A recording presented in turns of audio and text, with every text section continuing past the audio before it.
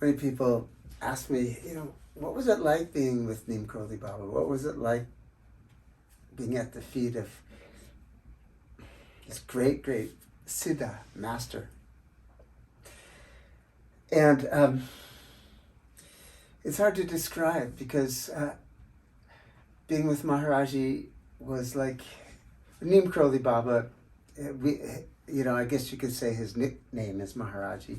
Maharaji means great king, but it's a very, very common term in India. People will go to the chaiwala, the guy who is cooking your tea under a tent, and say, Maharaj, ek chai, por favor, not por favor. Wait a second, I'm getting my languages mixed up. But anyway, Maharaji was a guru who, he never gave a discourse. He never gave a class. He never gave a set of strict spiritual instructions. Sitting with him, hanging around with him, it was never a large crowd of people. It was a small crowd of people. And Maharaji would engage like 7, 8, 9, 10 people in conversation at the same time, going from one to the other to the other. And most of the conversations were very mundane conversations. We got to find a good husband for your daughter. I'm working on. I think there's a boy in Borelli that might be a suitable match. Let's get the astrologers together. Did you get that raise at work? Or have you spoken to the boss? Don't speak to the boss. I'll speak to the boss. Of course, he would never speak to the boss, but the guy would get his raise. And you have not been doing your homework. How are you going to get a passing grade if you don't do your homework? But Maharaji, I have to work to make money for my family. Well, you're never going to get a high grade to go to university. Don't worry about it. I'll take care of it. Things like that. Was just so many things, and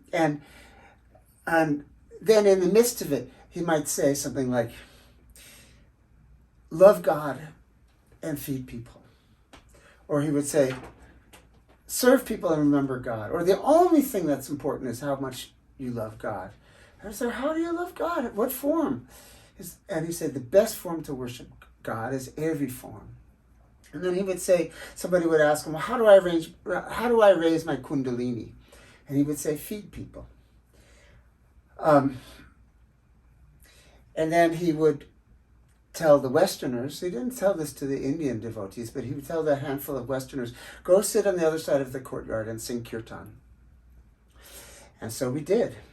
And Maharaji would talk to the Indian devotees, and he'd point at us long-haired, unkempt hippies, and he'd say, "They're all saints."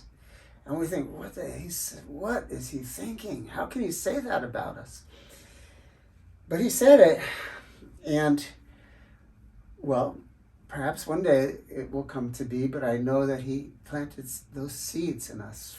Not for like sainthood, I don't mean that, but the seeds of longing for God and seeds of devotion. And then he would say to the Indians, look, those people came from all the way across the ocean, and they're singing God's name, and they're yearning for God. And what are you people just coming here asking me for raises at work and better jobs and marriages for our daughters? But then he would forget that for a second, and he'd work on their raises and their marriages. And then oftentimes, like just out of the blue, Maharaji would just get very still. And, he was always sitting on a short wooden, it's called a tucket, a short wooden table that had a wool blanket on top of it. He was always sitting on that, and he was usually wrapped up in a wool blanket, even when it was warm. Not always, but just out of the blue, he would get very, very quiet and kind of lean over to the side a little, and he looked like he was chewing gum.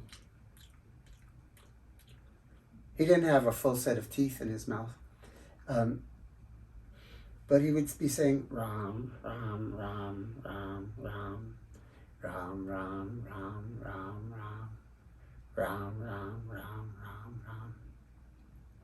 And he'd say to us that if you repeat the name of Ram, the impossible becomes possible.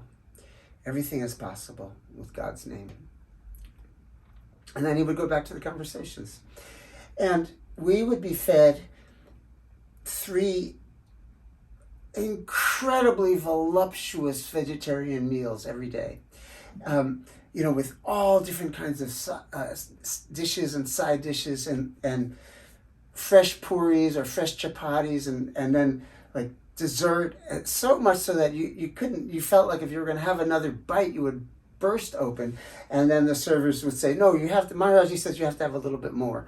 So you'd have a little bit more. And then we would go back to our hotel room and sleep in the afternoon and come back in time for chai, which is 4 o'clock tea with sweets and with pastries and stuff. And then right before leaving, we would get an evening meal. And I forgot to say that in the morning, after sitting around for a while, we would have a chai and breakfast served. More pastries and sweets and salty things, and there was a lot of eating going on. And there was the sense that, Maharaji said, love people and feed them. And there was the sense that we were the recipients of so much unconditional love.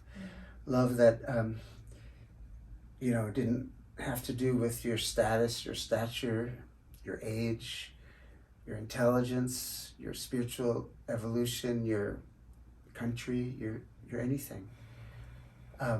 Just love and food and love and food. And there was a lot of laughing. There was never any precepts to follow.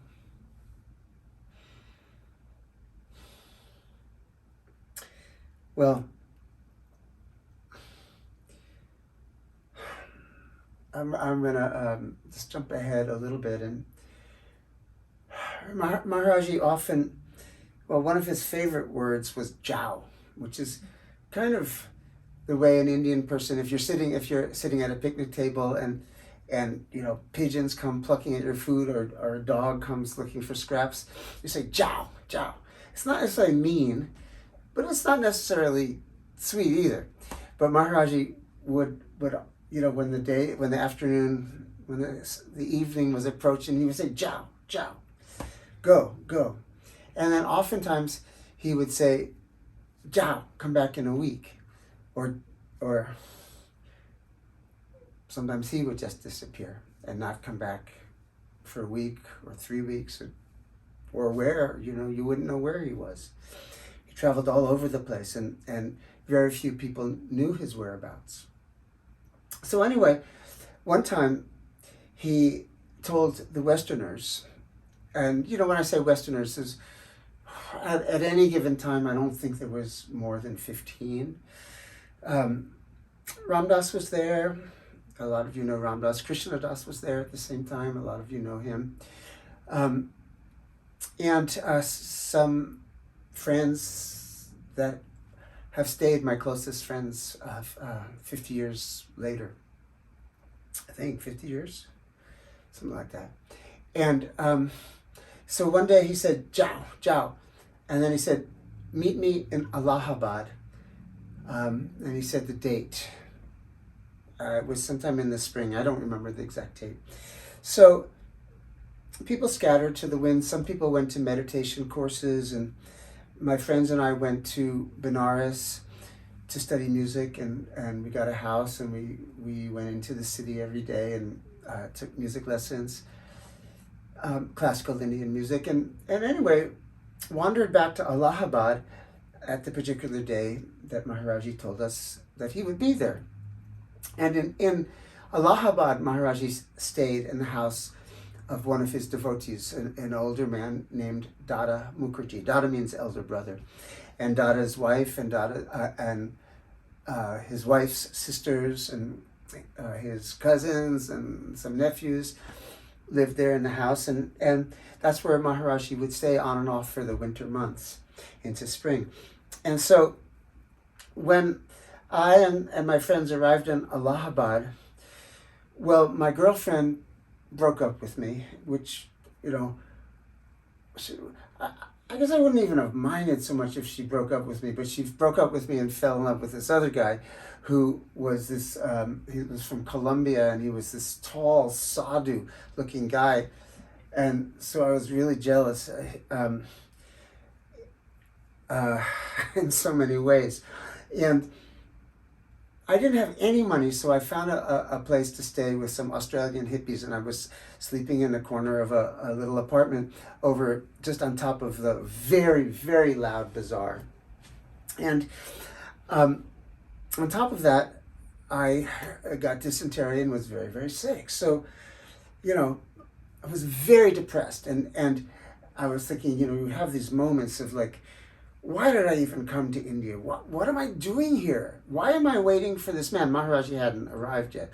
Why am I sleeping in this horrible little apartment with people I don't know and going every day to see if this man is there, has come, and you know, why don't I just go home? It was like that. And every day still I would walk to Dada Mukherjee's house and see if Maharaji had arrived, and continuously I was disappointed. So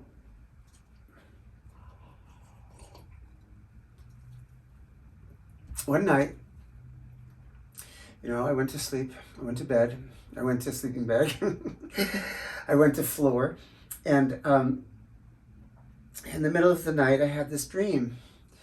And in the dream I was waiting at the Allahabad train station, and it was completely empty, it was completely deserted, and I'm waiting there, and just waiting for, I don't know, knew not what, you know, I was just waiting. And then after some time, in my dream it seemed like a long time, the train came in and kind of stopped right in front of me, and stepping down from the steps of the car, of the train car, is Maharaji. And he steps onto the platform, and he opened his arms and his blanket, and he wrapped me in his blanket, in his arms, and he was crying, and then I started crying, and he was saying, finally, finally, finally you've come home to me, finally you've come back, finally you've come back. And you know, it was super, super, super emotional and profound. And I woke up feeling like, and still in the dream I remembered that Maharaji had been my savior and my protector for lifetime after lifetime after lifetime after lifetime. And I woke up and knew that to be true. So then I looked at the clock. I was in a, you know, kind of an altered state from the dream. I had no doubt in the dream, though. It was so vivid. I looked at the clock and it said 1:20 a.m. And after a bit, I went back to sleep. And the next morning, as usual, I woke up and I walked over to Dada's house, Dada Mukherjee's house. And everything was very, very quiet there, but people were kind of bustling around with a lot of purpose. And I asked a young man, Indian guy, what's going on? And he said, well, Maharaji came last night. He arrived last night at the Allahabad station at 1:20 a.m. by himself, and he called us to go and pick him up. And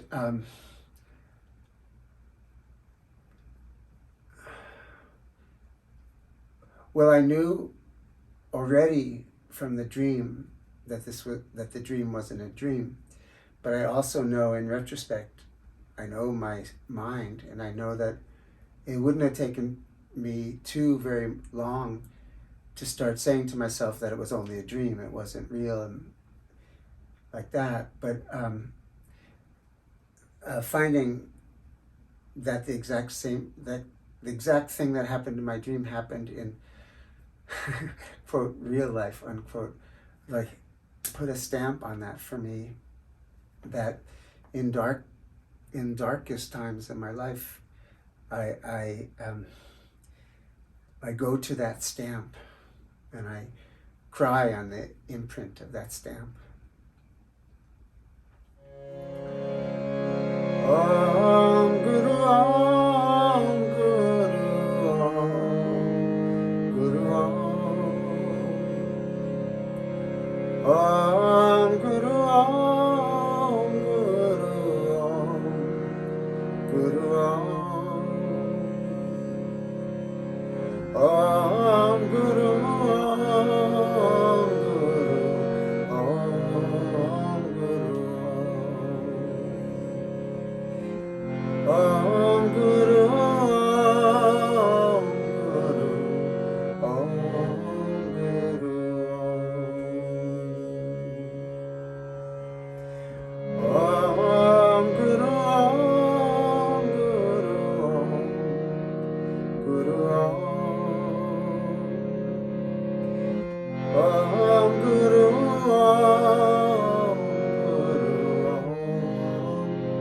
Guru Om.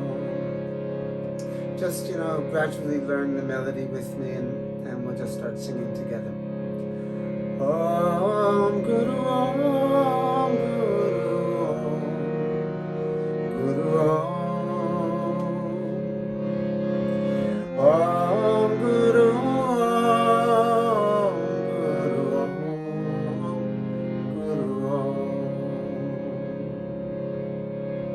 Om Guru Om Guru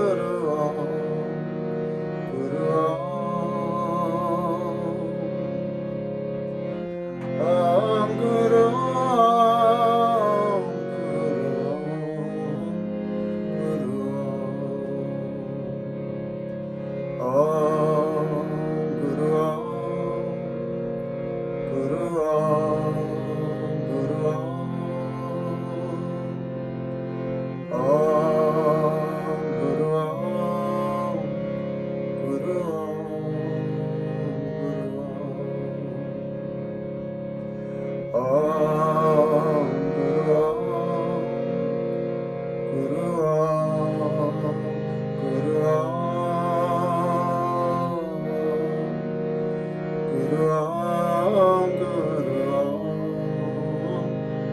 Om Guru Om Guru Om Guru Om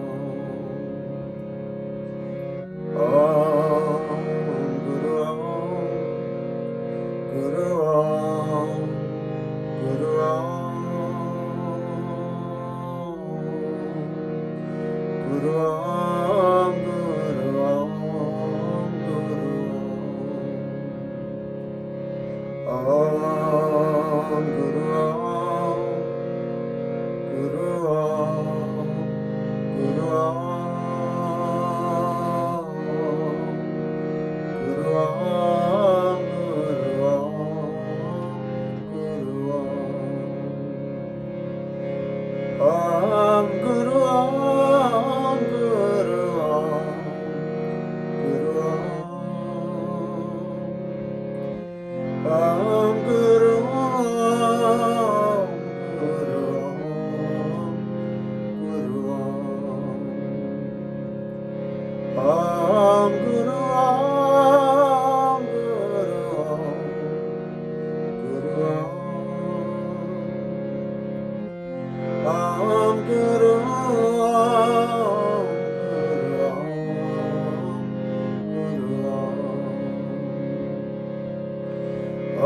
Om Guru Om Guru Om Guru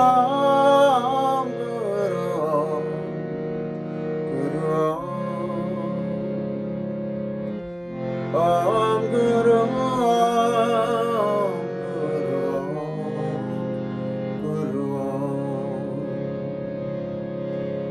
Om Guru Om Guru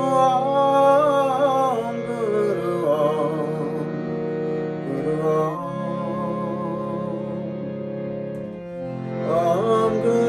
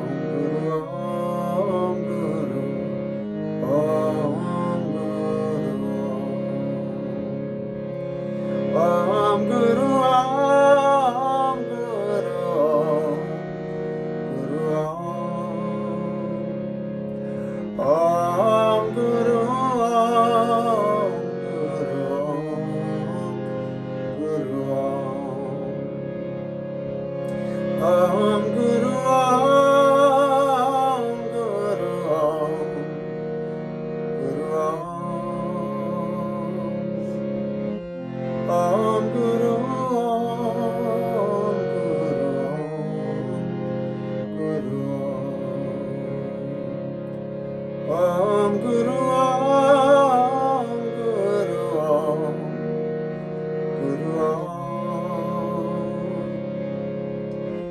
Om Guru Om Guru Om Guru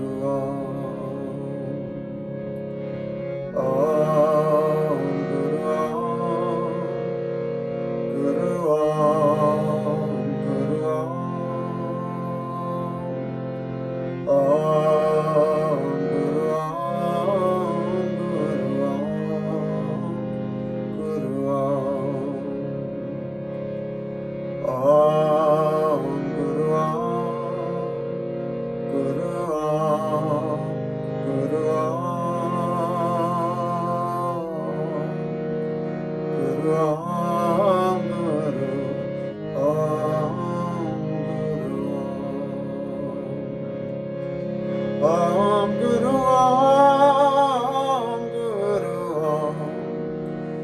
Guru Om Guru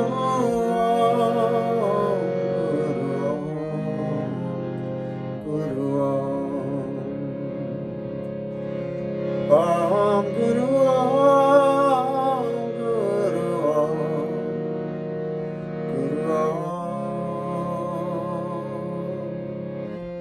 Om Guru Guru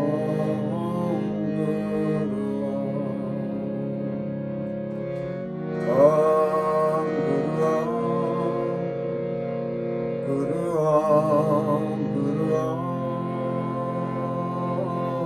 Guru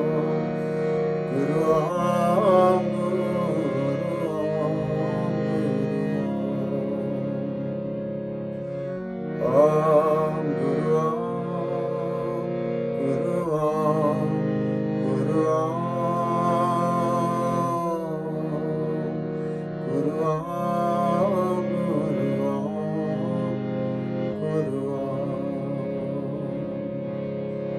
Om Guru Om Guru Om Guru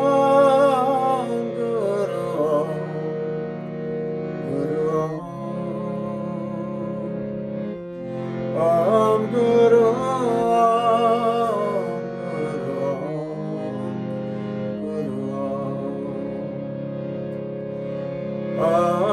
Guru Om Guru